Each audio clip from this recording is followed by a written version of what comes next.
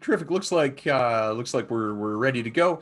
Welcome all as part of the side event for the Metal Tech Alley Circular Minerals Conference that's underway over the next several days. We're just really delighted to be able to host this showcase of some of Canada's most exciting circular economy clean tech ventures. Really great opportunity featuring a star-studded panel of dragons who will be offering their insights and support to the ventures, and ultimately selecting one for a bit of profile and some additional services and support. Welcome. I'm Jason Switzer, VP of Capital at Foresight Clean Tech Accelerator Canada. And let me just page up. We're Canada's largest clean tech accelerator, over 25 staff. We support over 100 ventures each year through a series of services, including acceleration, access to capital, access to export markets, and through industry-led challenges, and above all around accelerating the ecosystem of support for Canada's clean tech ventures. Obviously, it's a very exciting time to be working in clean tech. Welcome, and we're just delighted to be here.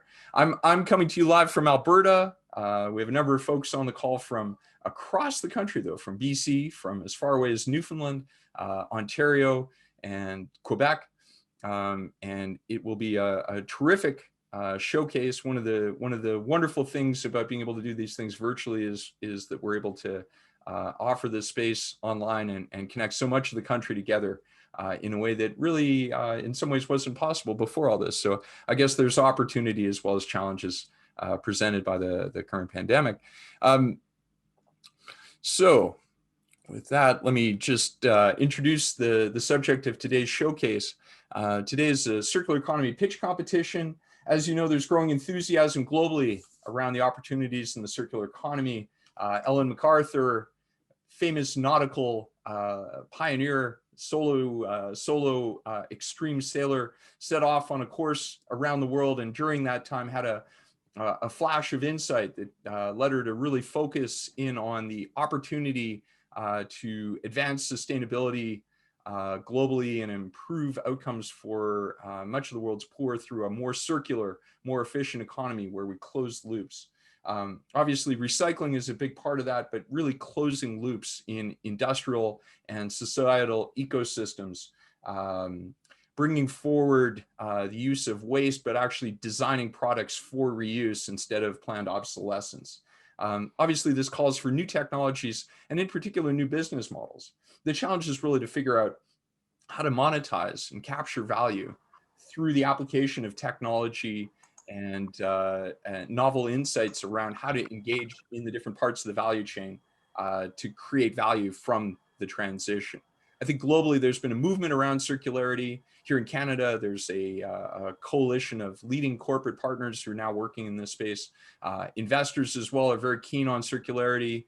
And beyond that, of course, it's absolutely essential if we want to achieve many of the sustainable development goals that have been sketched out as global targets for moving the world towards a more equitable and sustainable future.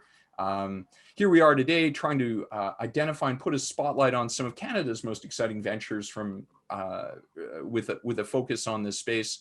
The ventures you will see today have been selected from a large pool of applicants.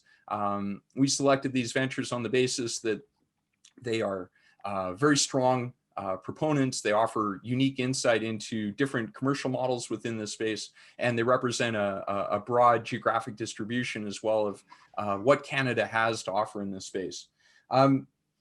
So anyway, I think we're just thrilled to bring this together in partnership with Metal Tech Alley and create the showcase opportunity for all of these ventures. We're all superb, but one of the challenges for our dragons will be that they have to pick a winner. So brief overview of our agenda for this morning. As you can see, all times Pacific. We'll be moving rather quickly through, introducing our ventures for their pitches starting in just a few moments.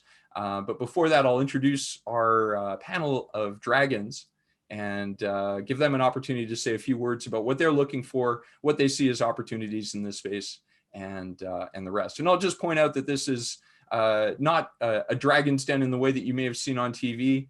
Our goal here is to support the ventures and give them helpful feedback and insights, perhaps even create opportunities for other kinds of support to emerge from the discussion. So if you're looking for good TV, I argue this is it, definitely. But our goal is to support and promote the ventures. So let me introduce our dragons. And maybe I'll start with Chris Legler, based in BC. He's the CEO of Axios Growth. He's had a storied career, including with companies such as Starbucks, Eddie Bauer, and Hasbro, as well as a stint with Blockbuster that maybe we can get him to talk about too.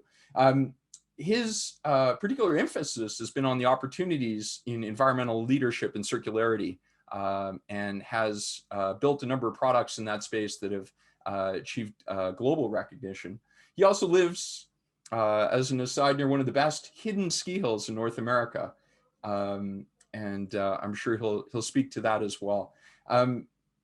Representing Team Ontario, my colleague and not related, Mr. Nelson Switzer, is one of Canada's pioneers in environmental, social, and governance practices in the financial sector.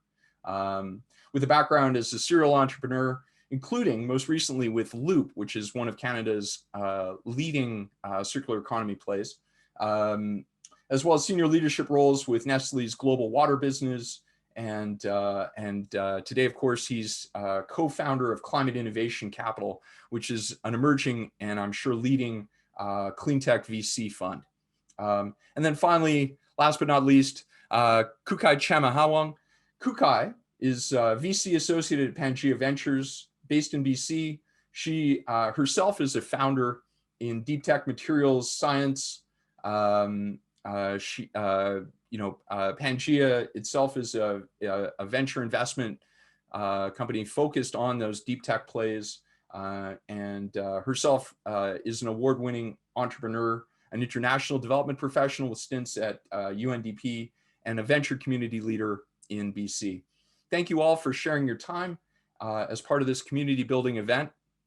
Our applause is silent, but no less present. And maybe I'll turn it over to Kukai to lead us off and introduce yourself and say a few words. Happy to. Thank you, Jason. I was actually just looking at what's a friendly version of a dragons. If you were to say sharks, I would say I'm a dolphin. But anyways, happy to be here very much. So just a bit of a background on Pangea Ventures. We're actually North American based. I'm based in Vancouver, BC. I just sit in the shed, Vancouver, since it's raining this morning, and as of right now as well. We also have a team in the US as well, in Arizona. We've been around for about 21 years now. We've always had the same thesis, which is advanced materials innovations. How I like to explain our thesis is essentially science-based products. If it's something you can touch with science behind it, that's technically a fit for us. We tend to look for companies solving big problems, climate change, food and water security, and health outcomes. So clean tech, ag tech, food tech, health tech, all of the above would be a fit for us. Something unique about us is we're backed by strategic corporations. So if you go to our website, scroll to the bottom of the website, you'll see about 25 of them listed there. Most of them are chemical corporations that are based out of Asia, in particular Japan, but there's a few others as well. I think it's very important for sort of hard tech, funds to have the connections here. Hard tech companies or deep tech companies typically take more money and more time. And so, it takes the funds that actually understand, how you kind of put together strategic support and several others to actually help you realize the vision. We're actually going into the 5th fund right now, so we'll be investing out of the new fund very soon. We typically invest about $3 to $5 million US into companies with early commercial revenue, so happy to share more about that afterwards. I guess, Jason, you mentioned about the question before, what are we looking for in the pitch today? I would say in terms of pitching, this is the advice I always give to all entrepreneurs, especially when you have, 3 to 5 minutes. It's not like an hour-long conversations. I think you want to be able to really articulate why you, why now, and who cares. Why you, I think, is really important. At the earliest stage, we always, spend the most time, with the founders, essentially, always get asked the questions, products, market, or team, what's the most important thing? And I would say at the earliest stage, it's always the team. You can have breakthrough technologies and, you can spend a lot of times trying to prove that you have something novel here, but if you can't package it in a way that the market wants it, then, it's kind of hard to, actually get it there. And why now is also important as well. And who cares, kind of relate to sort of the market piece. I always say bad market actually beats great team. So, so it's something to consider and think about. In terms of circular economy as a business model, I would say, since we're a hard tech, advanced materials funds, we always look for companies that are, producing some sort of new types of, products with new novel materials in it. I think, it's such the most exciting, I would argue, in my opinion, times to be looking at circular economy at this time, waste as an asset. There's more people actually are interested in this along the entire, value chain that you can sort of really leverage. So, in terms of the sustainable alternatives in this part, I always say three things as well. Sustainable alternatives, not being a compromise on price, performance, and convenience. You don't have to prove it today, but that's something I always look for in the pitch. Terrific, Kukai. Thank you for a terrific overview. Nelson, let me put you on the spot. Sure. That was fantastic, Kukai. I'm sitting here thinking, I hate the idea of having to follow you after such a fantastic open, but let me see if I can hit 10%. If I hit 10%, that'll be better than most of us here in Ontario. So I am one of the managing partners here at Climate Innovation Capital. We are a growth equity fund investing in both technology and service businesses focused on decarbonization. Obviously, the link between decarbonization and the circular economy is one we all understand, or those of us working in the space understand. So I'm really happy to be here and be able to take part today. Our purpose at Climate Innovation Capital is really quite simple. It's to decarbonize the economy while also delivering superior risk-adjusted returns, of course. The way we look at it is really, in terms of maximizing decarbonization potential and maximizing that internal rate of return, but really the third dimension we look through is timing. How quickly is your innovation able to actually deliver on these things? As we all know, we are on a climate clock. This is something that is counting down on us, and we have to pay strict attention to it. So the way I often cite it to be really simple is we are gigacorn hunters. A lot of people say they're unicorn hunters, but we're gigacorn or even decacorn hunters at this point. Our philosophy is that we want to leverage the capital markets to solve this grand problem. It certainly got us into this problem, and so how can we do it to leverage that? Now, just a sort of a personal note on that. I grew up with my father as a civil engineer, and he used to talk about all the great stuff he and his colleagues did to build this world. And I became an environmental engineer, and I said, fantastic, I'm really looking forward to cleaning up all of the messes that you have created. The topic of circular economy is always such an interesting discussion. And I was actually on the phone this morning with somebody asking me to explain a couple of pieces. But one that was really interesting was the etymology of the term circular economy, really, or where the philosophy really came from. And in the mid 90s, I guess it was, when I was studying this, at that time we called it industrial ecology. And so I always get a kick to see how the terms change over time, and depending on who you're talking to, these things have different meanings to different people. But I think we all understand what we're trying to do, and Kukai did a great job of talking about that notion of closing the loop, and Jason, you did too, of course. But there's I think an expanse or a corollary to that, which is not just about closing a loop, but it's about closing the loop and helping the loop grow. Because the more material that we're able to bring back into this cycle, the grander the loop becomes, until we hit some sort of a critical mass where we're no longer excavating material, heating, beating, and treating it, but in fact, we're just continually reusing it. So it's certainly pieces that are of great interest to us at the fund, and to me, quite frankly. I want to point out two other things. One, in terms of the investment thesis and so kind of why we believe this is so critical and important. First of all, The demand for circularity and decarbonization is quite spectacular. We've all seen the material shift, whether you're a customer, an investor, the market demand itself, and investment demand.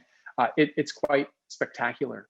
But there's also been, I think, a radical education, science and awareness, increasing frequent and volatile, destructive climatic events, and so on. These things are moving. And then we've got, of course, one of the reasons we're here today, these advancements in technology. There's a few more, but because I only have probably about 10 seconds left, I'll end with, what I often look for, or what we often look for when we're listening to folks pitch their ideas. Number one is, what is the problem that you're solving for? Is it really a problem that needs to be solved? What is your solution?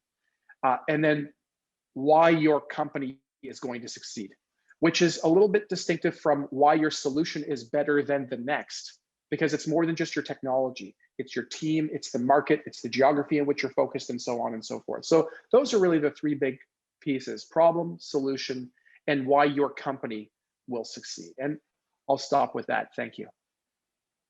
Terrific.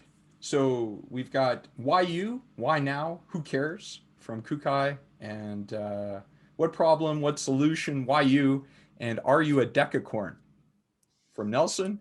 Chris, we'll turn it over to you. What's your advice to our entrepreneurs and in terms of how to present, and while you're at it, maybe give us a bit more insight into your background. Thank you, Jason. Yes. So first off, before I delve into myself, I'm on the board of the Lower Columbia Initiatives Corporation, which runs Metal Tech Alley. So I want to thank everyone on behalf of Metal Tech Alley for being here at this event that Foresight has been fantastic to partner with us on. So thank you so much for that. As for myself, I founded and operate a company called Axios Growth Consultants. And I assist companies with executing their growth strategies. Recently, upon moving to the Rossland Trail area over the last, about 2 years ago, I learned about Metal Tech Alley and really became enthused about the circular economy, and started looking back at my past and realized how much I had already been participating in it, which I think is one thing that I think if a lot of us look back at what we've done, you may find areas in your career where you have participated in it, and I look at all the ways that could have even been expanded upon. I just recently was in the first cohort of people who graduated from the Cambridge University certification in circular economy and sustainable practices. Which was extremely exciting for me to participate in, and I learned an incredible amount. But what my goal really is, as I look at the circular economy, is showing companies the best path to profit is embracing the circular economy. And I think so many companies today look at, and less today, 10 years ago was much more rampant, but look at embracing sustainability as a cost. And really, if we start to look at embracing sustainability, not only just as a profit mechanism, but the way to being more profitable and to having a competitive advantage, I think that's where you will get a lot of companies embracing sustainability a lot more. And that is, to me, what excites me most about the circular economy. Some of the examples that I've assisted with or been very much a part of within the circular economy. 5 years ago, I bought a company. While I was CEO of another company, we bought a company called EcoBrew, which we manufactured reusable filters for Keurig, where we manufactured the product right in the Seattle area, which is where the company was located. And the Keurig, it has an incredible waste factor to it within coffee. There's, I think something like 500 million pods a year that get used. And our device, if you think about it, if you drink 3 cups of coffee a day and you can use our device thousands of times, we never really found out the limit of how long they would go, because we had very few returns on products that ran out. But, just in a 3-year cycle, you can take $10,000, $15,000 or units out of the landfill personally, just by buying one of these products.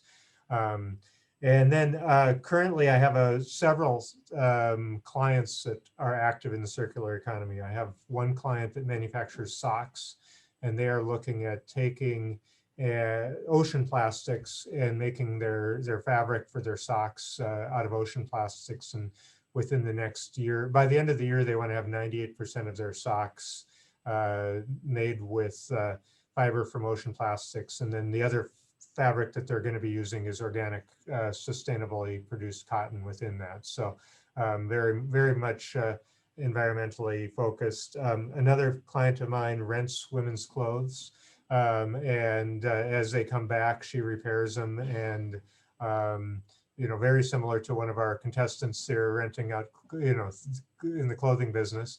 And then I have 2 clients in the food manufacturing area and farming area that practice sustainable farming. One of my clients is an ancient grain farmer that is solely organic and very sustainably minded.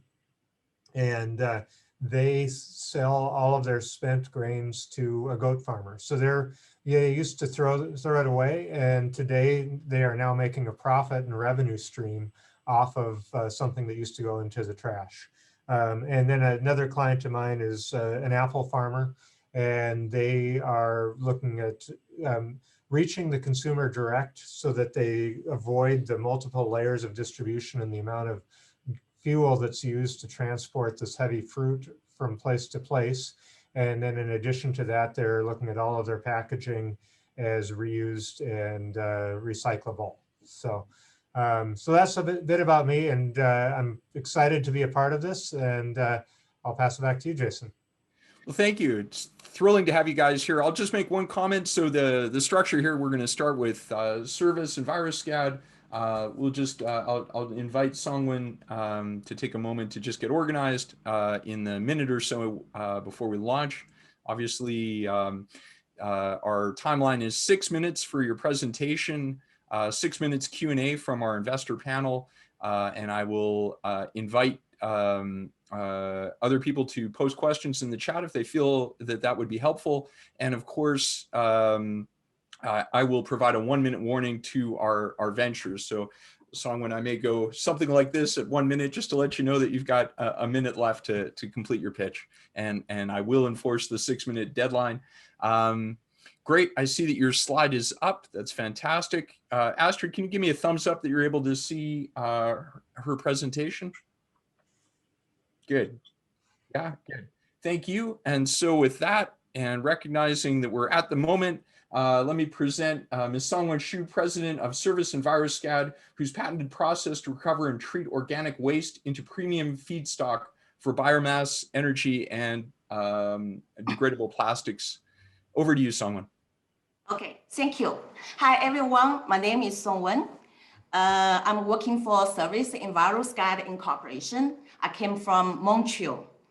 Today, I take the great opportunity to present our company and our creation. It was me several years ago. As you know, the problem of the Arabic, just a moment, Arabic fermentation is older because of oil and the poor concentration and the greenhouse gases emission.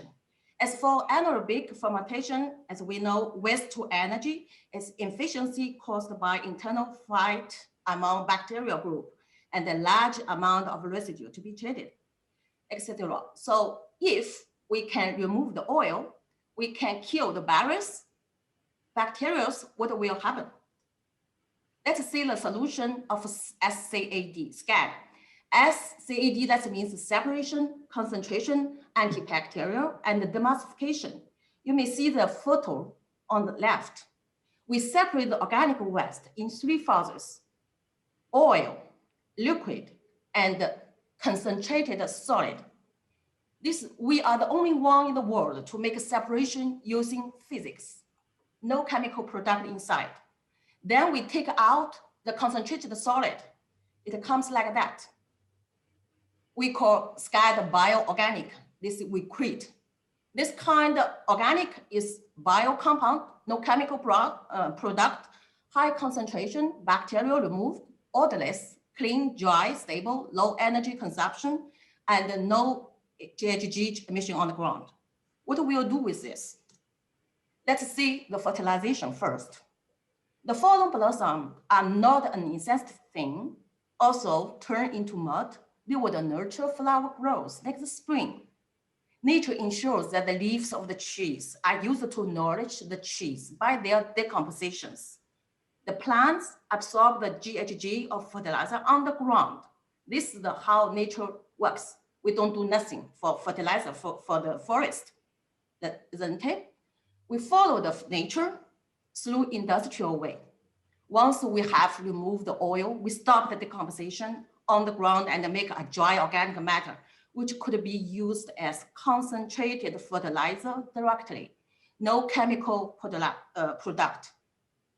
Significantly, we improve the agricultural planting, and can help to restore the depleted soil. That's the corn is growing better and faster under the fertilization. Second application as to waste to energy, same as that. Most of GHG is recycled as energy to produce more production. We optimize the process of the production. And we use this kind of organic matter to make organic plywood. You can see on the picture, we do it. This is the whole process from feedstock to end application. The feedstock could be all kinds of organic waste, all kinds. Through process SCAD, you may have endless application possible because of very good quality of SCAD bioorganic. We signed the project, we signed the agreement with joint venture in China just before pandemic. And we set up our system installation, and we have the first end user trial in May this year. Quick look about the history. We created the technology and the registration of intellectual passport in 2008, which is the highest level to protect the properties. And then we developed the company, the market, and the all kind of application while support Chinese team. Danny Dao, our team CTO, who is self-taught, has competence in the field of physics, chemistry, mechanics, biology, and bacteriology. It was me. The photo is more recent. Founder, and I have more than 20 years of experience in multicultural team management. I'm responsible of operation and global partnership development. Beforehand, I would make less focus on the global impact on circular economy. Of course, we are pioneer in the area of organic waste recycle, and it is large scale worldwide recycle. And a great contribution for reduction GHG emission for sure. Introduction of concept, as you know, industrial biomimicry, we call that. And of course, we are very important key for micro agriculture. It's kinds of self-sufficient food and energy supply to resist to natural catastrophe of the future, probably. And creation of the new SCAD manufacture line in Canada one day. Revolution in production chain for all kinds of application. Finally, we would like to have fun to have a showcase for all kinds of application test or pilot specific factory SCAD, depending on financing. What we are looking for, important partner for develop local area regionally and manufacture. Thank you. Well done. Not to pass to over 2 minutes. Well done, Songwen. Okay. Thank you. Thank you. The panel. Any questions? Why don't we mix up the order? Chris, do you want to start? Yeah, thank you, Songwen. That was very interesting and fantastic to hear how you can take the biomass and have so many different uses for it. One of the things that I see in business is oftentimes people have a wide range of where they want to sell their product. And so where do you see initially starting your revenue stream to monetize this? Yeah, we just because our revenue is come from the concession. Okay, we grant our license because we benefit from the passport. So that's the main service income. We support our partner because this is a huge project that we can grant all kinds of partner in the global, okay? So we cannot do ourselves only with our team for every region, every country. So would like to have a local regional country partner to manage their project themselves. But our role is service to support, okay? We can transfer our technology training center. So that is why we talk about showcase. We are French within technology. Showcase is really important because we can show people how understand the technology, how to run it, and adapt the needs of the client. Probably they are different. The local regulation is different, and the needs is different. So we need also this kind of showcase can optimize the industrial solution according to the different needs as client. But we always need to showcase to show them. That is financing for that. But we really want to have a really good partner. The good partner could be manager of the can be manager the project and can financing the project. Okay, we help them to do this. That's why it's probably business model is globalization to the project, and it's work in China. We have our first client partner in China, and they already do this very well. They're working very hard. But if we can go travel now, it will be better. But unfortunately, because of a pandemic, we cannot do much better than this. But we support them as long distance, and they already have the first final user to try this. So we can say it's working. And for the fertilization, it's certified. It's already done.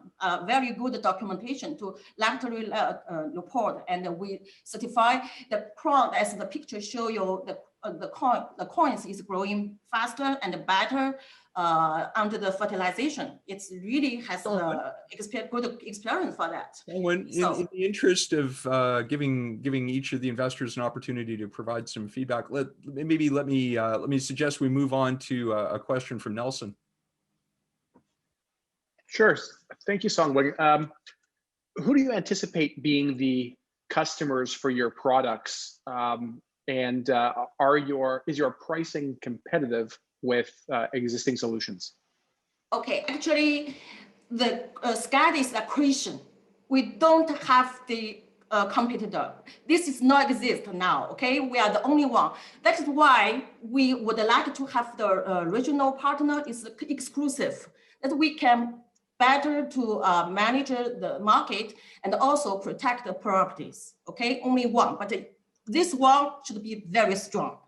They can manage their market. That's the way what are we looking for. The partner is a priority, okay? But if we have the financing to showcase, then help us to export quicker, to exportation the service quickly, accelerate, speed up.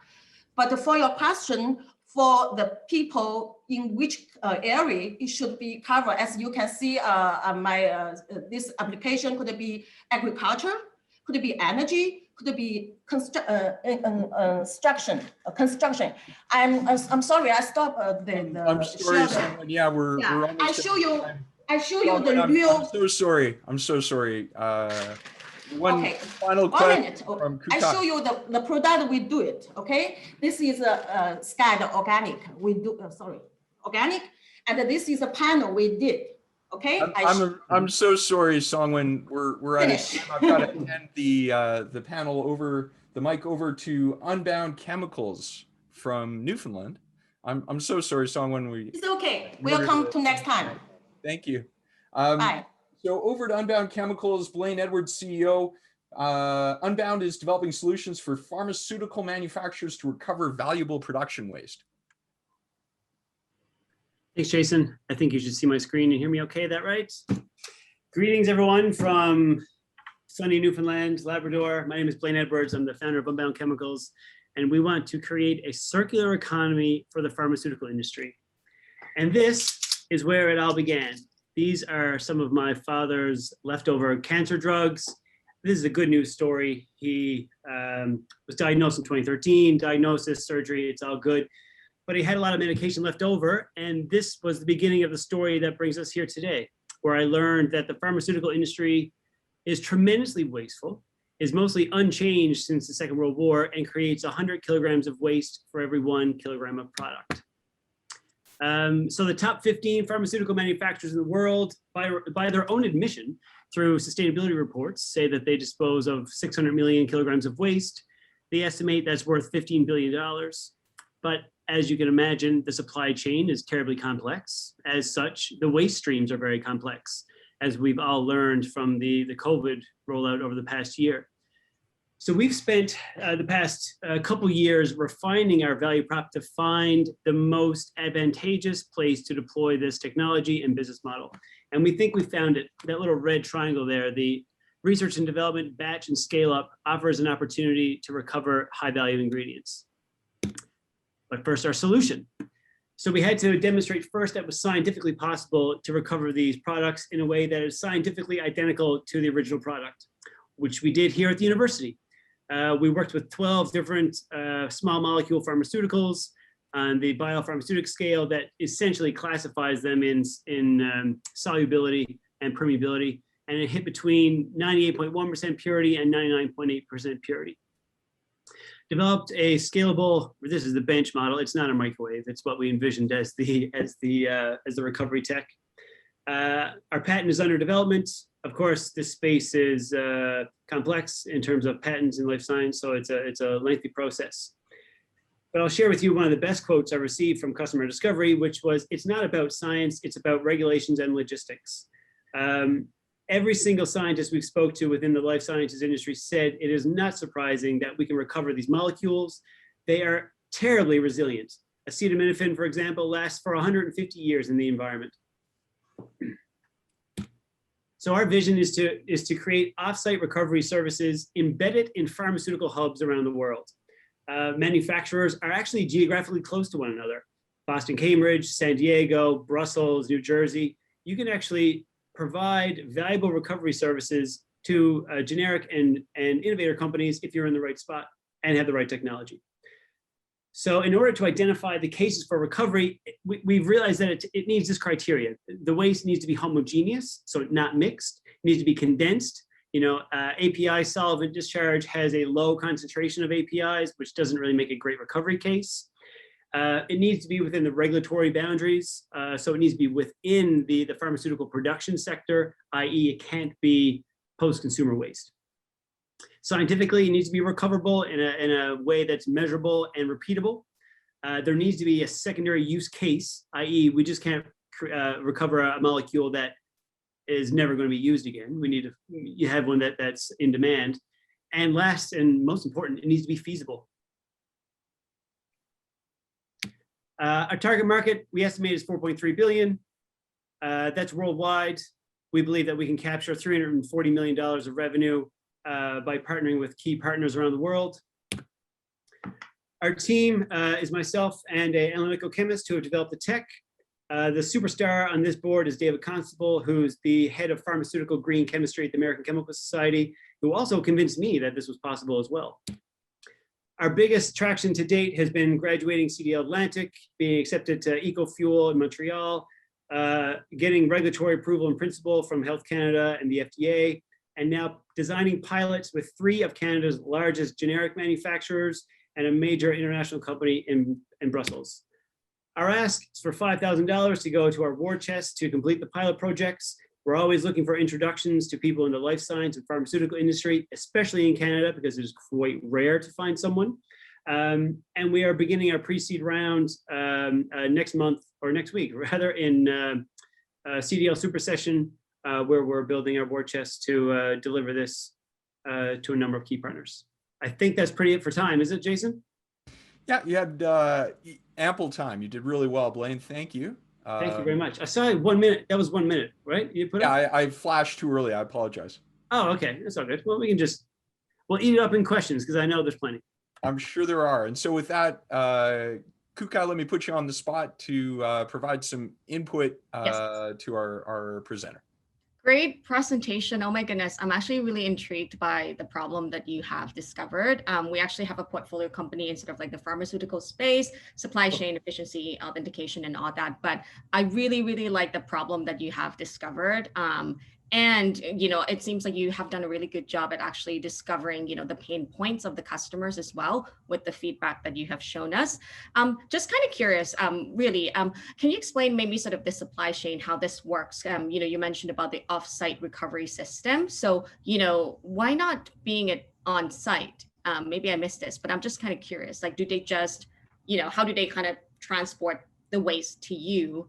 And then do you transport it back to them? Yeah, so the brilliant part of being at this stage is that the deployment can be anything. We've looked at mobile units to break down the waste from 1,000 kilograms down to 100 and then transport that to our GMP facility.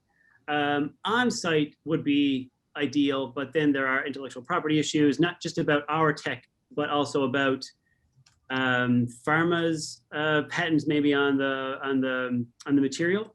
And so, you know, yeah, absolutely licensing the technology and bringing it into on-site is, you know, ultimately the best business model. I agree. Okay, great. Yeah, I have many connections that I can introduce you to, so we'll connect offline. That's why I'm here.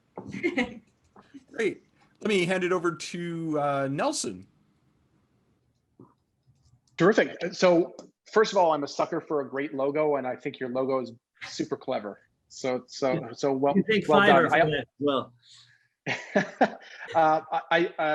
As Kukai mentioned, I do think this is an important problem that you are solving. I have two questions. I'll try to keep them both tight.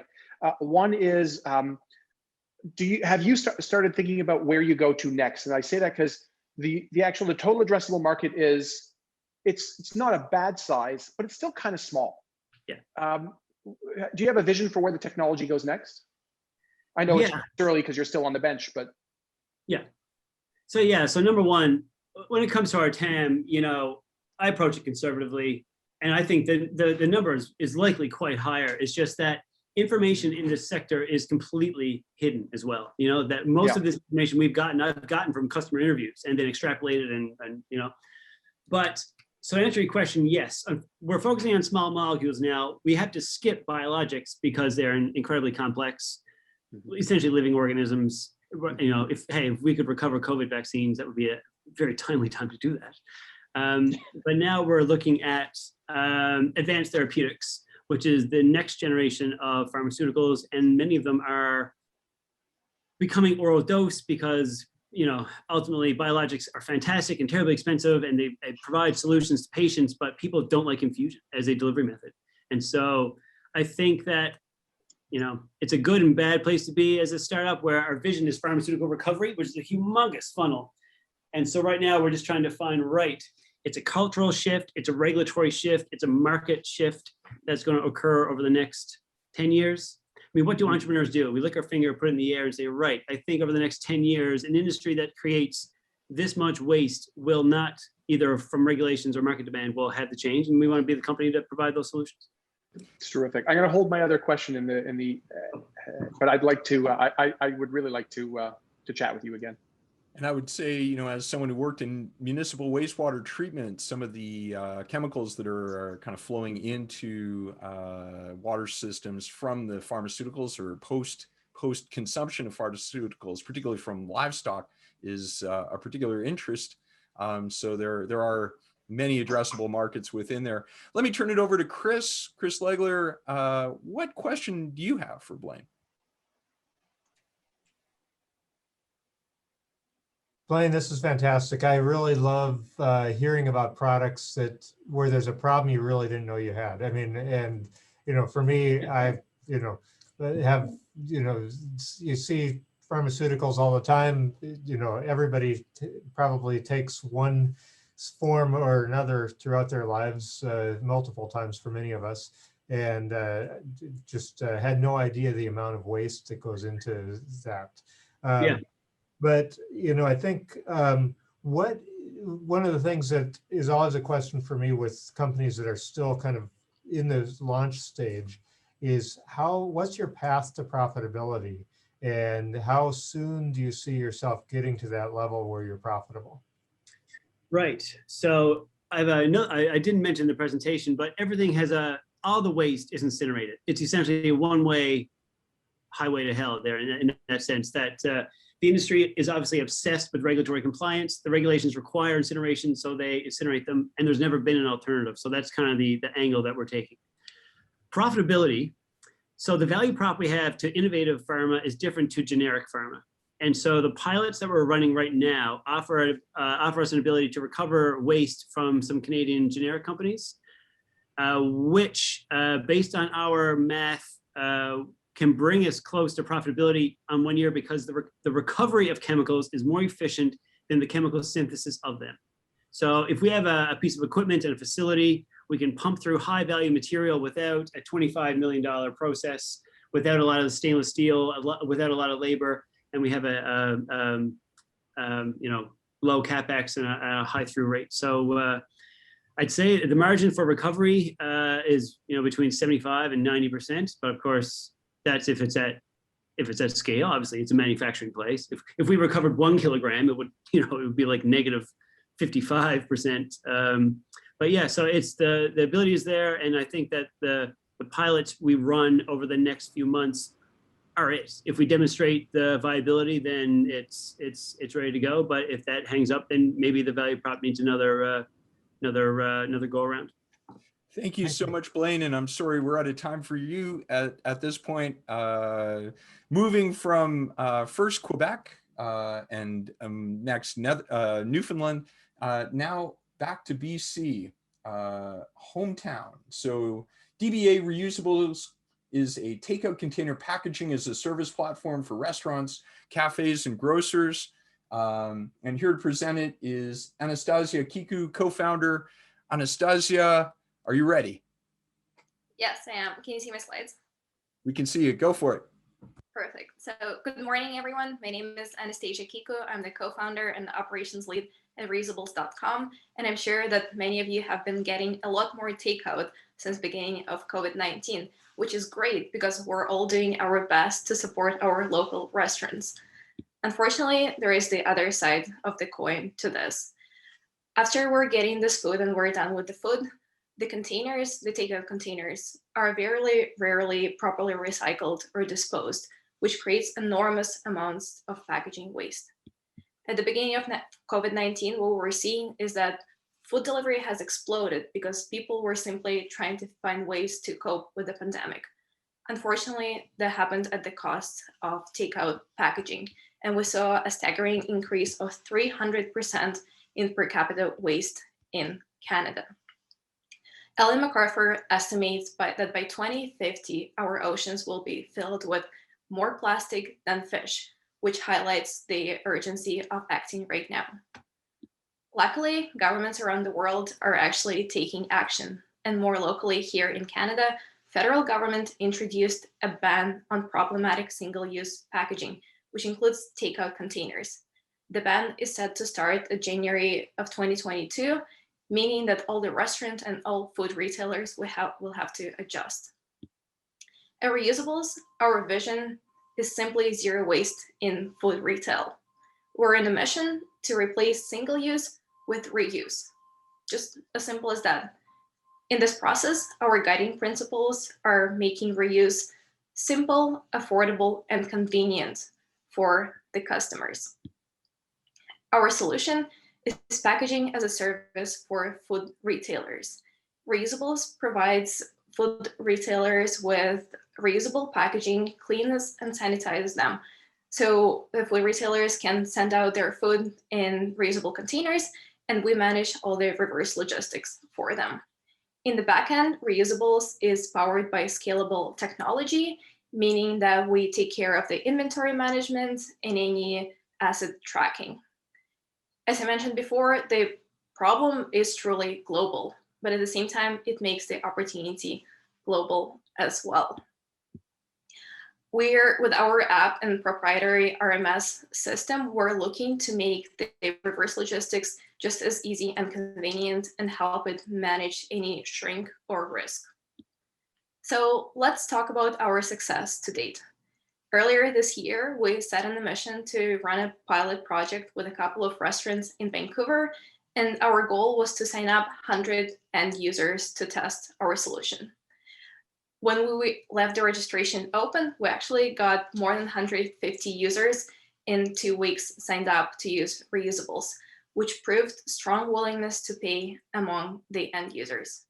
On the restaurant side, we're testing out the operations, and we are happy to announce that everything worked well and we're able to develop proof of concept of the service. In terms of impact, our restaurant partners were able to fulfill more than 1,000 of reusable containers, meaning that all of those replace single use. And I said, our mission is simply to replace single use with reuse. In the process of designing our pilot, we were fortunate to work with some academic institutions, such as Emily Carr University of Art and Design and UBC Sauder School of Business. Both of them provided a lot of research and development support. We have also gotten tremendous interest among municipalities, such as City of Vancouver and City of Ottawa, because our solution directly links to their greater goals of minimizing waste and achieving zero waste eventually. We have also been in discussion with Uber Eats and Just Eat that own Skip the Dishes, and both third-party delivery programs expressed interest in integrating reusable packaging in their operations. In the potential pipeline, you can see all kinds of companies, and the reality is that now all of them are undergoing this transformation from selling through their traditional channels to transitioning online, and reusable packaging and packaging from their waste is on top of their minds. So our business model has a three-pronged approach. On the customer side, we charge a monthly membership of just $5. With those $5, customers get unlimited access to as many reusable containers as any of our participating partners. On the restaurant side, we charge a per use fee per container. So it's very similar to how they're currently paying for their single-use packaging. And lastly, the platform licensing allows us to bring the solution to any circular economy model that's looking to scale. In terms of the roadmap, the next step is to test our pilot across Canadian cities and develop a really scalable platform that can be implemented anywhere. Our team has experience in food technology, logistics, and e-grocery, making us a strong team with a big vision. We're currently raising a seed round of $300,000, proceeds from which will go mainly towards product development, meaning our software and expansion across BC. Thank you very much for your attention, and I'm looking forward to the questions from the panel. Well done. Who wants to start? Chris? Yes, so this is a fantastic product. I really am interested in food in particular. So seeing this and the reusable ability of this is fantastic. One of the things I'm thinking about is, as you look at scaling, doing, a city like Vancouver is fantastic, but how much will it cost you to enter each market? Because you obviously have to put infrastructure in place and so forth. That to me seems like probably the biggest hurdle to, getting enough cash to get this off the ground. I think the profit side certainly seems to be there, and I think there's a lot of desire to get there as well, as seen by your pilot. Mm-hmm. Yeah, I think this is a really great question. And actually what we're seeing, what we're doing is leveraging just as much infrastructure as it is there. We're not trying to build our own cleaning facilities and install washing machines everywhere. We're leveraging what's there already. And with COVID, that has been pretty easy just because of a lot of event rentals businesses and a lot of commissary kitchens and stuff like this was closed. So, and municipalities, all of them have their own goals of achieving zero waste or decreasing their waste by anything, which comes with attached funding. So we actually have a calculator where a municipality can plug in their goal and see exactly how much it will cost them in terms of partnering with us. Great. Let me pass it over to Kukai, please. I Kukai. love it. I don't know if you saw my face, but I was like nodding the entire time. I'm a very active listener, but in my opinion, I think the best packaging is no packaging. And I think you hit it on the spot. When I saw the announcement from Fresh Prep, which is, local Vancouver company as well, that they announced that they're just, moving everything to reusable containers. I was like, that's the future. And I see what you're doing and I see that being so scalable. I guess my question for you is in terms of the logistics, you mentioned a little bit, and there was a slide that showed about the application. Do you manage the delivery of the food as well? Or is it just, taking back the containers from the customers? I think that's, probably is the most complicated thing in your business model, which is sorting out the entire supply chain. So yeah. Yeah, to answer your question, we just focus on the reverse logistics. So we don't deliver the food itself. And with the potential partnerships with Uber Eats and Skip the Dishes, what the goal is to leverage what they do best and then integrate what we do best. So we see this as an addition to something, and our goal is to be able to have reusable packaging on as many platforms as possible because there are so many of them. Yeah, just one comment here before we pass on to the next panelist. I would say what you really need to prove for those guys, Uber Eats of the world, DoorDash and all that is, why do they need to use you, right? You mentioned, you're making this the simplest solution for, the most convenient form for your customers. You're saving costs for, the retailers and all that. I think you need to either come with, established relationships with retailers or something to kind of just show that, this is the solution. They don't have to reinvent the wheel themselves, and that, integrating this is the best option. Yeah, that's a great comment. And this is exactly the conversations we're having with them. They love the concept, but they need to see some scale from us. So in our timelines, we're getting first scale and then talking about some more technological integration and commitment from the bigger guys. Thank you. Good job.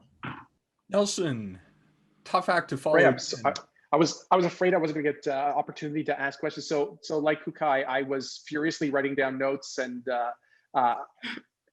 so let me see. Brevity is not my strong suit, as Jason will attest to, but let me see what I can do here.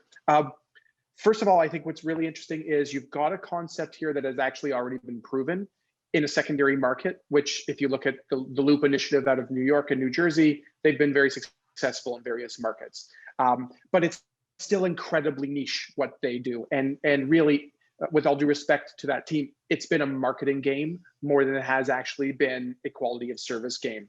So you're going to want to be careful not to fall into that bucket. But nonetheless, it's a proof of concept out there that you might be able to leverage. Again, I've got all these questions here, but let me wait. One more question and one more comment and then a question. Don't mistake what you're doing being a circular, reusable replacement for single-use packaging with the fact that you're actually a transportation company. You're a logistics company. And I did hear you make that mention when you were talking about your management team, that you have expertise and knowledge and experience in logistics. So I think that's really, really important. But delivering any consumable good is about logistics. You mentioned it, but I just wanted to, maybe if you had 1 second on it, which is, how exactly does the cost compete with existing single-use solutions? So let's call it the total cost of service of single-use versus your product. How do those compete? How long does it take in investing in your service in order to break even? I have to do the unfortunate thing. There it is. Respond, Anastasia, in the chat because it's time to clear the stage for our next presenter. So with that, I apologize. A great question from Nelson, and it's deserving of a fulsome response. But it took me too long to get there, I get it. I'll respond in the chat. Thank you, Nelson.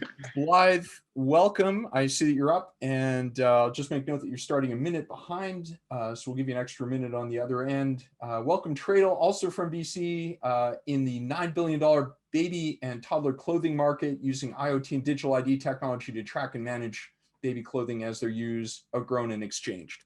Over to you, Blythe. Thanks a lot, Jason. And thank you for this opportunity. I'm really privileged and excited to be amongst such other great startups. So let's kick this off. Yeah, I'm the founder of Tradle, and we're a two-sided circular marketplace for a community of change makers. It's a little bit tongue-in-cheek, as you'll see that in the photo is our target market, change makers per se. And the problem we're solving, everyone knows in this conversation, I'm sure the linear take, make, wake economic system is broken. Right now, we're only circulating about 8.6% of the materials that we extract from the earth. And a simple example of this is in the fashion textile industry, where we're producing 80 billion garments every single year. And it results in about a garbage truck full of textiles going to a landfill every single second. So this is clearly unsustainable. And what's exciting is that this industry recognizes the problem that it has, and it's quickly changing. And so we're focusing on the baby clothing sector. We're creating a circular marketplace where parents can have the clothes that they need in the right size, the right season, from great local brands. And when they're outgrown, we provide them with the next size up and take back the clothes that no longer fit. And we're going to be working with partners to attach digital IDs and have that complete circular transparency from cradle to cradle, ideally. And so, yeah, this is a market that's very large, 380,000 babies per year born in Canada. So there will be a never-ending supply of demand.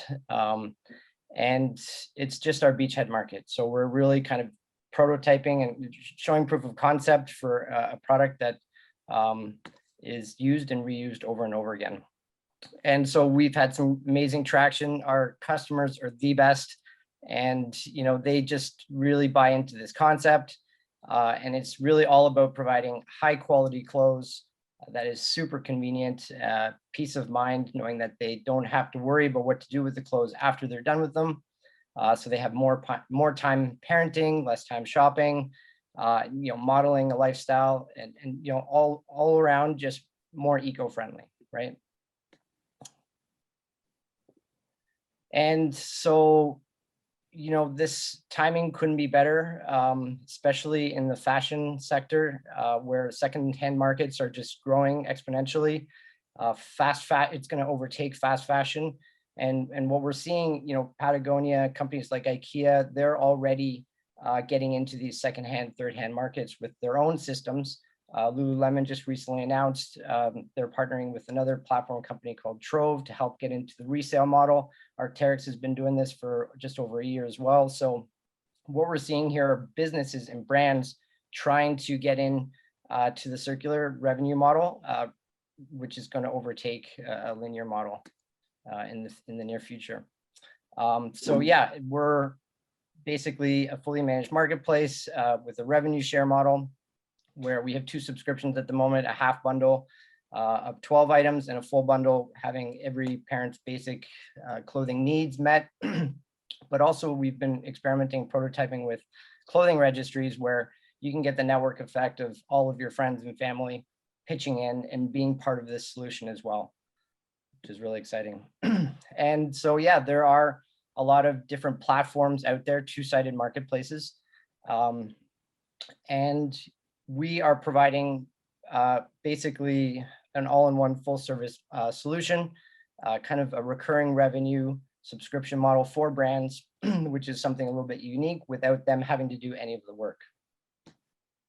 And again, the vision is much larger than baby clothes, where you can apply this thing, in my opinion, to absolutely everything. Everything in the future is probably going to have a digital ID tag where you understand what materials are in there, where it's come from, the history of the products, what to do with these items over time as they continue to be used, and as Nelson said, to really grow what's inside this circular model.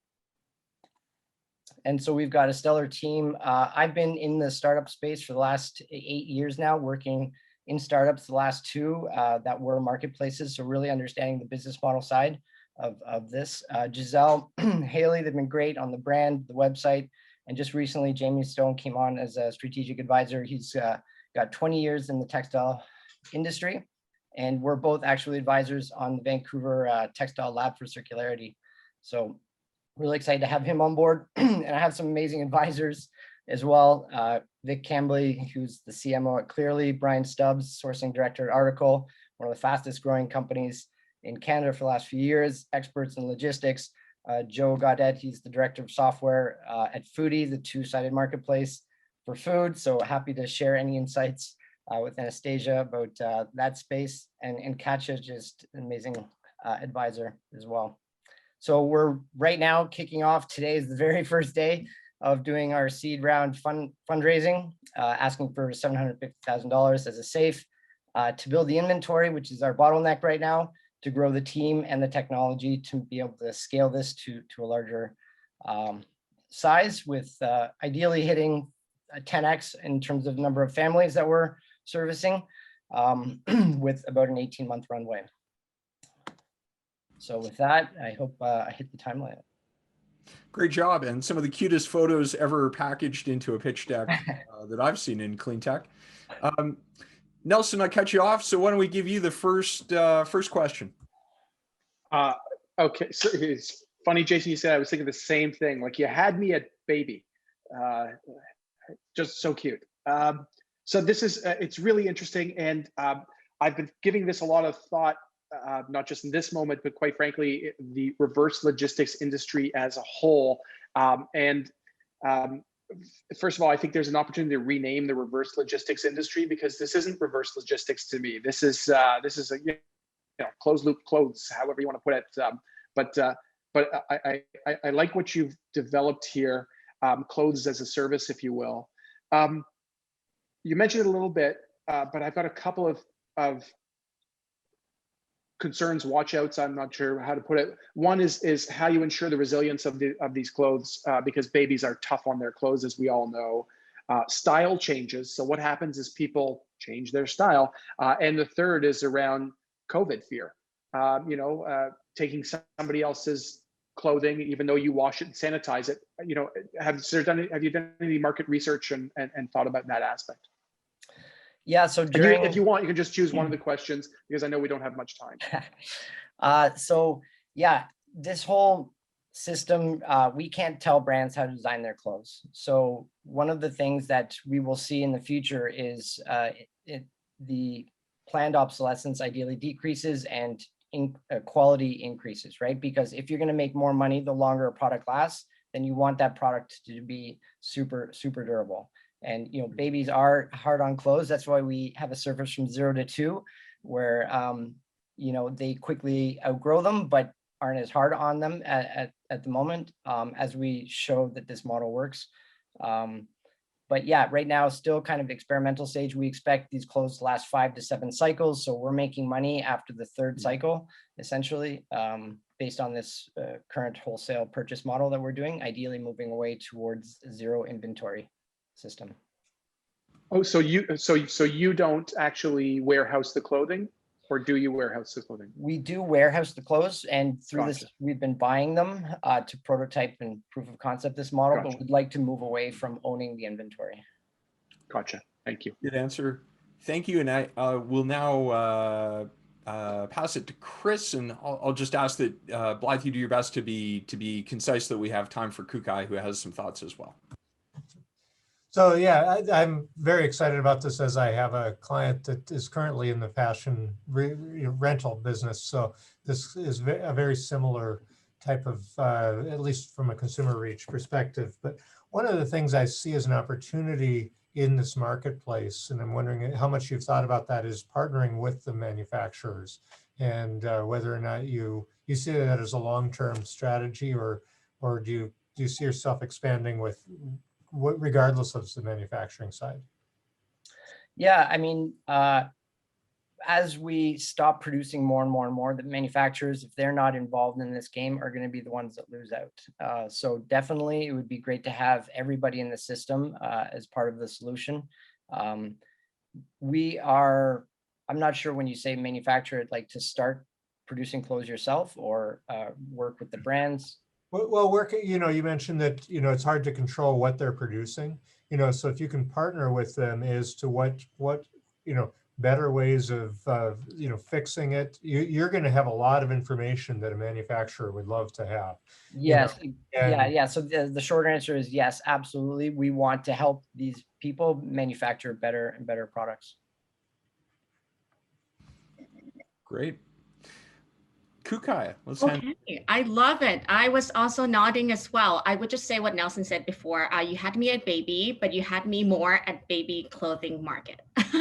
So this is really exciting. I just wanted to mention Poshmark, when they went public, the high end of the valuation was 3.2 billion. And I actually think baby clothing market is really huge. I can't say it's larger, but it's really huge because there's a clear timeline in terms of when people actually want to get the new clothing and, and recycle and, give away the old clothing and whatnot. So I love it. I think my question, I guess, here is around the digital ID implementation. It seems like you're not just moving clothing at the end of life, but you're plugged in from the beginning. So maybe can you talk about the whole supply chain on that? Sure. So we've been, again, experimenting ourselves, adding RFID chips to the clothes as we've been purchasing them, kind of keeping things really simple for the brands at the moment. But we have plans, and there are a couple of brands already online that would love to have these digital ID solutions for their manufacturers at the point of assembly of the product. So definitely, this is where the digital IDs are now being installed in products. And so we want to facilitate that implementation. And the digital ID is to kind of just help track where the clothes go through as, Yeah, yes, definitely. So right now they're actually being used to authenticate high-end products and also to provide customers with a really good brand experience when they can scan things. But I think there's a much greater application for these digital IDs for companies like ours to be able to monitor and manage these products over time while, adding to the story of those products as they're being used from person or family to family to family, and really, telling that whole life cycle story from start to finish, right? As we close that loop. I'm sorry, I have to cap it there, Blythe, but you did a great job of responding. And Kuka, I'm sure you had other comments. Feel free to post those in the chat. With that, I want to welcome our next presenter, also from BC. Our final presenter, Monty Chung Walden, co-founder and CEO of Kalmura Natural Walls, which is a biocomposite wall system which makes use of mill wood waste to make better insulation material. Over to you, Monty. Thanks very much. I'm Monty, CEO, co-founder of Kalmura Natural Walls, and we want to create the best homes on the planet. So for us, it starts with the question, what kind of world are we building? Because what we see out there are buildings built with cheap materials, with low or no building performance monitoring. This is leading to massive CO2 emissions in the industry, a low global spend on efficiency, lots of toxins in indoor air, and tons of materials going to waste. We need to fix this. For homeowners, concerns are many. Trapped water causes mold and rot in the walls. Drafts and leaks are leaking out heat energy.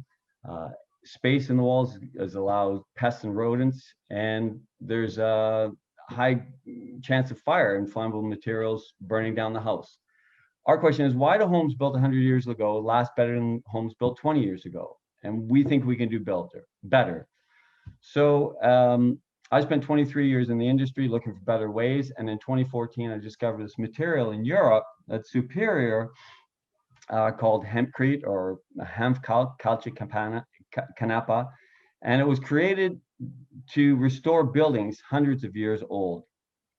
It's now being used around the world, mostly with materials that are mixed and cast on site, but also with using precast bricks and blocks.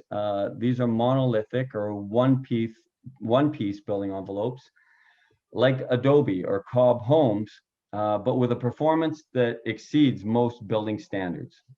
Over the past 5 years, Kalmura Natural Walls has developed a novel method to create these walls using panel and infill, which speeds up build times and provides certified performance. Our research has indicated that we can use various agroforestry waste, in this case, Western red cedar, and we mix it with a proprietary lime and clay binder, cast this mix into modular panels in a factory, and together with our foam biocomposite, create our patented monolithic wall. This simple 3-part wall system works with regular wood framing and various surface finishes to create a bones, body, and skin type assembly, which optimizes benefits while minimizing inputs. Our products replace all the conventional layers used around framing, such as sheathing, insulation, drywall, and various tapes and wraps, meaning fewer labor interactions at the wall with a potential 30% labor cost savings. So at lab scale, we were able to take waste like this to create a mobile office pod display like this. We're modernizing historic building techniques, which revolutionizes the building industry. We're making better, longer lasting, climate change resilient materials while providing a wider adoption in the industry. We expect our pricing to be competitive with other high performance building wall assemblies while providing additional comforts and benefits. These intrinsic benefits means that our 3 green building stakeholders want them. Homeowners get energy efficient and healthy homes with added fire resistance. Architects and engineers have a high performance building material that's certified and adheres to the highest green building standards. And builders work with a local supplier or regional manufacturer to simplify ordering and reduce build times and waste. We have had many inquiries from these 3 groups and are ready to service this market. Our product can be used in many applications for new builds, energy retrofits, and self-builds. Our modular panels marry well with mass timber, can be used in floors and ceilings, and can also add a decorative application. As recently stated by judges of a pitch competition, they don't even know how big it is going to be and how far they can take the applications of it. The thing is, we do and have been pursuing that vision with persistence and passion. Drilling down from the North American market of $1.4 trillion, we find the Canadian market for sustainable walls and insulation building materials to be $1.6 billion, with a quarter of that being residential. BC is the ideal market for better, greener ideas, and Vancouver's share is 10% of the Canadian market. We will work with leading green architects and builders to define what healthy and durable buildings can be. There are a number of the trends in the industry changing the construction towards better buildings. BC Step Code is improving energy efficiency. Vancouver has recently stated a 40% carbon reduction in buildings. Life cycle assessments is meaning that there is a move to higher building standards. Monty, 30 seconds. Oh, 30 seconds, okay. And there's a higher demand in global green building materials. We have a 3-stage development of pilot plant, full-scale demonstration, and franchising expansion. We have a professional leadership team, a board of advisors, and have worked with a very skilled technical team and had extensive industry support. So our ask is for strategic partners and $4 million of equity investment to create our pilot facilities, expand our testing and certification, to establish sales and marketing, and build some really cool demonstration buildings. Kalmura is leading the future of walls, and we hope that you join us. Thank you. Awesome. I have a soft space in my heart for anyone who's trying to replace drywall and fiberglass. Kukai, what feedback do you have from Monty?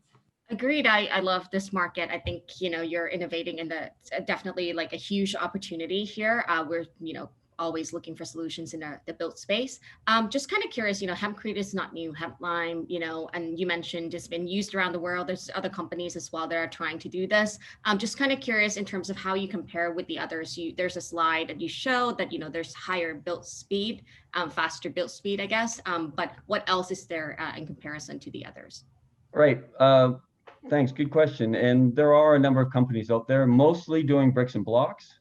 Some are trying to do full panels. We're working with a modular panel that has many applications and is very applicable to like more residential design because it can be cut and fit around specific architectural sizes. So it just has more uses, and it's one of the basic building blocks. You have bricks and blocks, panels, sticks. These are the basic components, and there's not any company out there with our kind of technology in biocomposites. Great. That was a quick answer. Maybe Kukai, one more? Yes. Okay, great. I was just going to ask if I have time for one more. What's your sort of go-to-market strategy? I mean, distributors, commercial retailers, D2C, any sort of order priorities that you see here? Well, we would go direct to builders and work with them to maintain the high quality of our walls.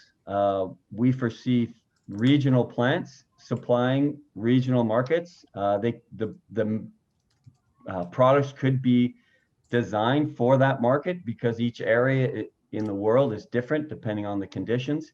And there is waste resources everywhere. So rather than accumulating those here and then shipping it all back, having a facility that can be stamped down and use rice husk waste or coconut husk or artichoke stalk, sunflower stalk. There's all these agroforestry wastes that are regional, and they can be used and stored as carbon in buildings. Thank you. Great. Chris, let's turn it over to you. So my favorite comment that you said was, why do homes built 100 years ago seem in better shape than those built 20 years ago? And that's so true. I'm fortunate to own a house that's 100 years old and another house that's 20 years old, and I can definitely see the difference between the two. I think that the thing that I see as a big opportunity here that that is probably the hardest thing for me to understand how you're going to get to is to not just appeal to the green building society, but to the mass building, because I feel like that's where the market is. But you've got, these people building tract homes and so forth that, they're looking for the low cost. They may not just look at the labor, but they've got a purchasing agent that's looking at the materials cost. And, even though you're saving 30% labor, they're not going to factor that in. So how do you appeal to get to that marketplace? Well, I guess the question really is, what are they allowed to do now that they're not going to be allowed to do in 7 to 10 years, right? And all of that is changing. It has to change. Otherwise, we're continuing on a very unsustainable path. And so we're proposing a better building material, less labor, hopefully, and a material that homeowners will come to demand, I believe. And so we're targeting just the edge of the market right now because there is, as you must recognize, a lot of development that needs to go into this. It's not just a simple plug and play.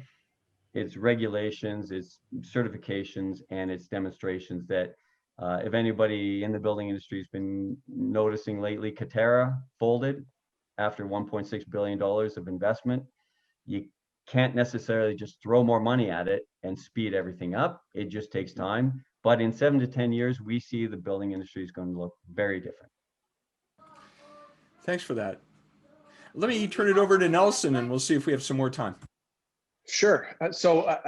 Monty, thanks for this. A couple of things. First, I like what's not in my LinkedIn profile or anywhere there is actually my background and first career is in construction of single family homes. Actually, I'm the proud co-owner and developer of prefabricated foundations for single family homes, patented system, never took off. And I'll tell you why. And I think it's relevant here. Chris brought this notion up, but there's always a niche but how do you expand beyond the niche? So it leads me to the most important question, I think, is the cost competitiveness of your solution, AKA the value of your solution for money. Builders don't care about how much money they save the homeowner. They don't care about how much energy they save the homeowner. They care about how cheap can I build this house? So I'm curious how this works for you. Yeah, that's a good question, and one that's really hard to answer at this scale that we're at. I can point to other systems that seem to be seeing some success out there with bricks and blocks anyways, and hoping that our system will be faster in terms of building. But really, it comes down to, again, what are builders in the future going to be allowed to get away with? I mean, they're getting away with a lot of poor construction right now, right? And so the BC Building Step Code is forcing builders to build better, more efficient buildings to passive house standards, which really, if you're not building to passive house standards, you're really cutting corners on what you're building. And what we want to do, along with building better buildings, is have buildings that last longer, because now the materials don't need to be in a circular fashion as often. They can sit there and last while new trees are regenerated and new plants are regenerated, so you're not using up materials as quickly. So it really is policy and regulation, and we see those as having to change, or really starting to change quickly. Paris and Helsinki are talking about zero carbon building footprints. If you're at that level, you can't do it without natural materials. You have to store that biogenic carbon. I unfortunately got a call time there. Our judges now need to break off and confer.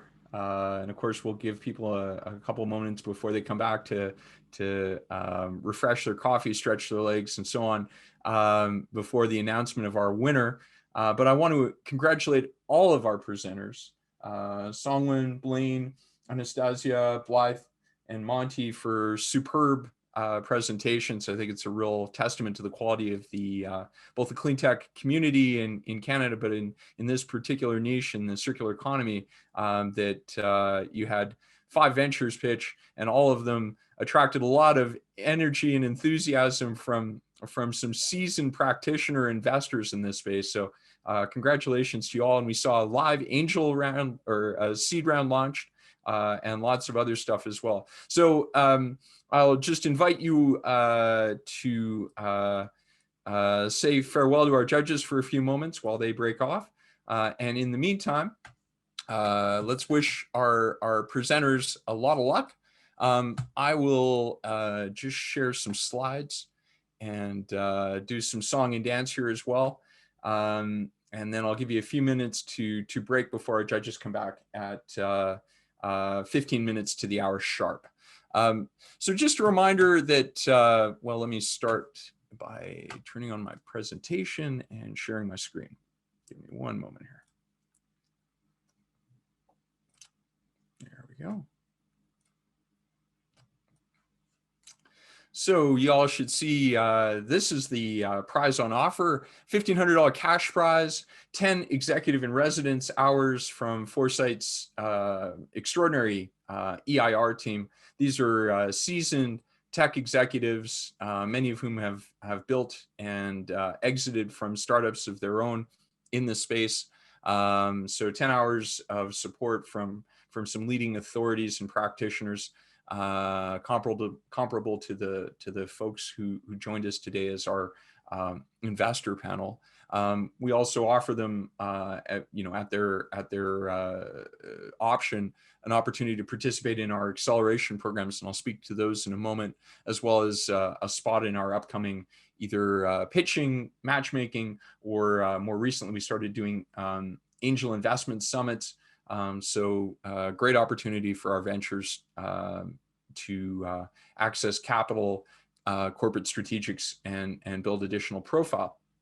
Let me just add one other comment, about our accelerator program. So Foresight accelerates about 100 companies per year in our acceleration programs, which are structured on a kind of 3-month training program followed by 3 months of what we call extended residency, which is really important in the clean tech space. Unlike accelerator programs that are optimized for people who are building apps and that sort of thing, generally in particular with hardware or deep tech based ventures, it just takes more time to hit some of those commercial and technology validation milestones and to do the necessary customer discovery that will allow you to move forward. So our program is really an extended up to 6-month program with that incremental support provided by the EIRs and mentors. And we currently have over 70 of these venture advisors, growing it to a pool of 200 across the country and worldwide by the end of 2023. Our programs are, look a lot like other accelerator programs with one specific difference. So Kickstart is really for the early stage inception-based venture. You've got an idea, you're ready to launch, you want to validate if it makes sense to try and convert it into a business. Deliver is the training for CEOs, focused on your go-to-market plan, how you're going to kind of validate your venture and prove out a viable economic model around it. Deliver is unique globally. It's focused on the chief technology officer and on how you get through the technology validation milestones most quickly, leveraging the different resources that are available to us here in Canada, which is well endowed with technology testbed and validation facilities, support from groups like NRC and CanMed Energy and others who are able to provide support through the use of their lab space and commercial facilities to enable validation of the technologies. So quite a unique program, and we think offers an important complement for, in particular, deep tech focused plays. Launch, of course, getting you to your minimum viable product. This is really your CEO training, as I mentioned. And then grow is for companies that are at TRL 9 or later. So these are companies that are already have a viable product and are starting to build sales. And this is really curated support for those later stage companies who now need to build out their global market presence and sales channels, global supply chain, manufacturing processes, and so on. So that's a short overview of our different programs. Next up will be our winner announcement. And so with that, I'll give you, well, it's 11:35, so why don't we break for 10 minutes, and I'll invite you to come back at 11:45 for the announcement of our winners.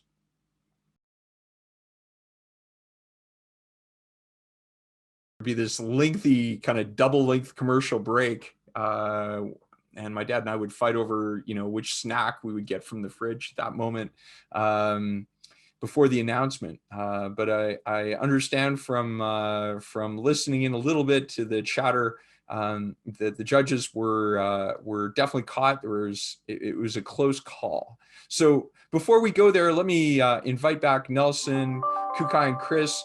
I wonder, before we announce the winner, if you guys can give us some insight into your thought process and some reflections on the presentations that you saw. And I'll put Chris as our host, in your relationship with Metal Tech Alley. Maybe you can kick us off. Sure. Well, we had a heavily deliberated 20 minutes there. So, well, you guys were on commercial break. We were certainly talking through a lot, and it was a very tough decision that we made. I felt like all five gave a good presentation, and we really, as we looked at things, we really looked for, how the speed to market was a critical piece in what we were looking at, and how quickly it could make an impact. This one of the things, not to steal Nelson's line, but he said is the sustainable clock is ticking, and so finding something that had an impact quickly was very important to us. So then I'll pass it off to Nelson or Kukai for another comment. Yeah, go ahead, Kukai. Oh, hi. Yes. Yeah, I would just, make a note here. It was a very tough decision, first of all, but, in terms of circularity, circular business model, it's just really complicated because there are multiple players you have to convince, along the supply chain and the value chain, and the value creating for, certain individuals may not be for another. So you have to kind of prove that out. So I would say, the winner that we selected today are the ones that we kind of believe has sort of figured that out, that, there are at least, value propositions for all the players in their circle. So yeah, that's my comment. It was a very tough decision. Nelson, how about you? Give us the ringside seat. The ringside seat. So I felt like I was right in the middle of it there. I mean, the Kukai and Chris are very strong debaters. The Kukai, I think mentioned this, and so I'll just extrapolate or expand a little bit, which is, as we were thinking about, sort of a rating and ranking, and we did come up with what I think was an appropriate rubric. One of the key questions was how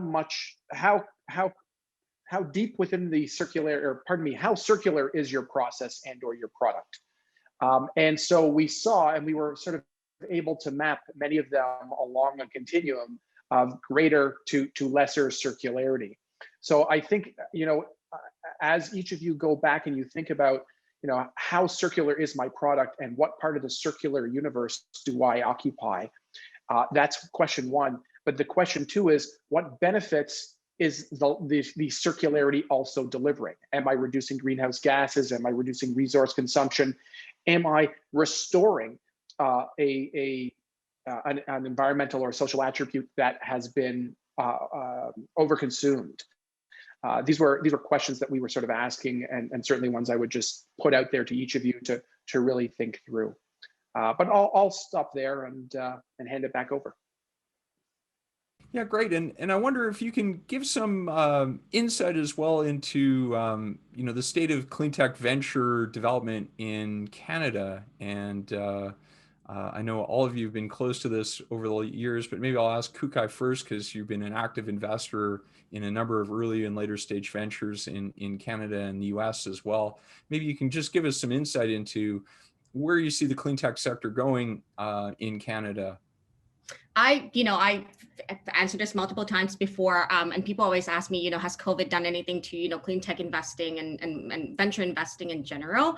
I would say it only accelerated it. It kind of proved, to us, the solutions that are solving real problems are the ones that are resilient and are the ones that are actually required for the future. So I would say, if you're innovating in the clean tech space, with clear impact and clear problems that you're solving, you won't have a problem raising, capital at this time. There's so many funds out there that, have, either pivoted entirely or, like ourselves in the case for Pangea, we have, really come out and say, we're raising the impact fund. So we really come out and say that we're looking for solutions with clear impact solutions.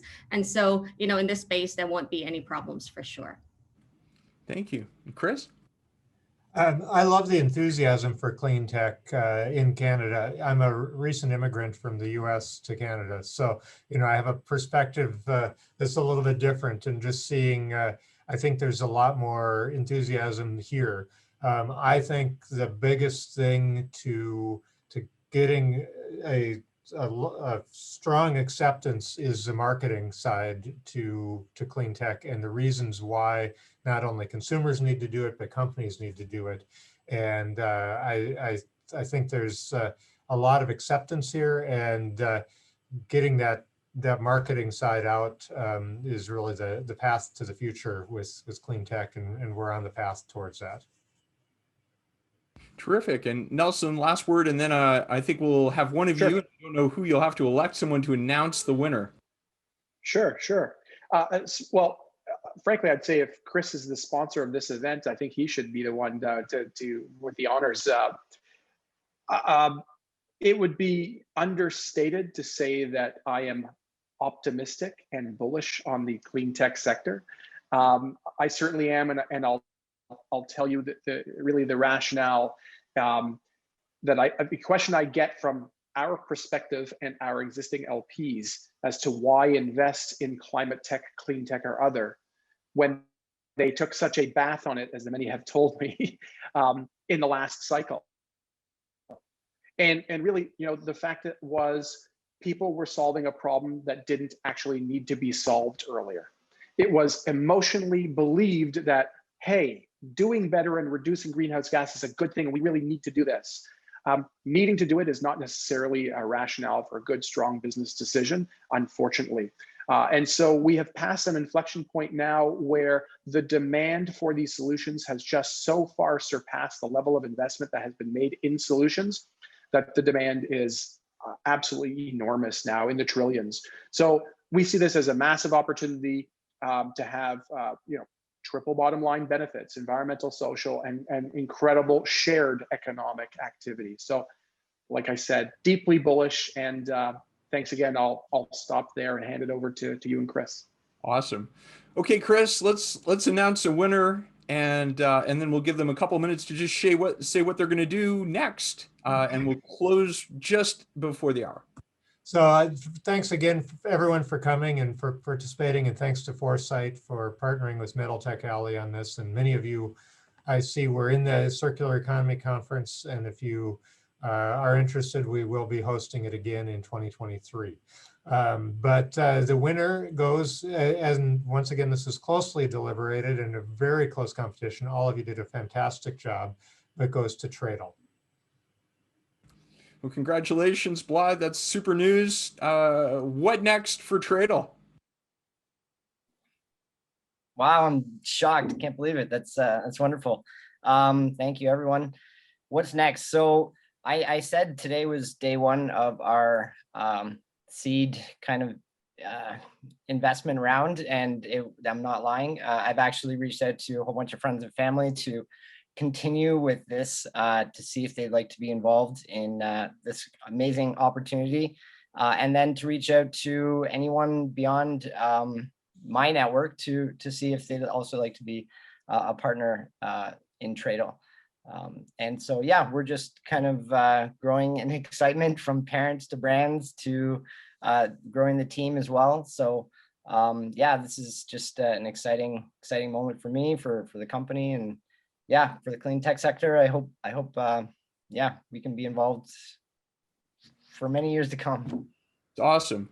Well, I just want to compliment you guys and remind you of the fantastic award package: $1,500, access to our EIRs, access to any of our acceleration programming that fits you, and I'm happy to make that intro subsequent. But I also want to thank all of our presenting entrepreneurs. I think it was a very close battle, and it's important to acknowledge the risk and the time associated with doing these things for people who are building a startup, and it takes a great deal of courage to come forward and present. So I hope you got some valuable insight, some useful contacts, and build some relationships with Nelson, Chris, and Kukai that can be helpful as you go forward. There's not one winner, but really everyone has a chance through opportunities like this to grow their ventures and advance them. I want to say a thank you as well to Jacqueline Van Tonder at Metal Tech Alley, and I encourage everyone to take part in the conference, to Tim Granette and Rebecca Richards, as well as Karen Kloss at Grow with AMP, and of course, our superb panelists, Chris, Nelson, Kukai. Thank you so much for being part of this.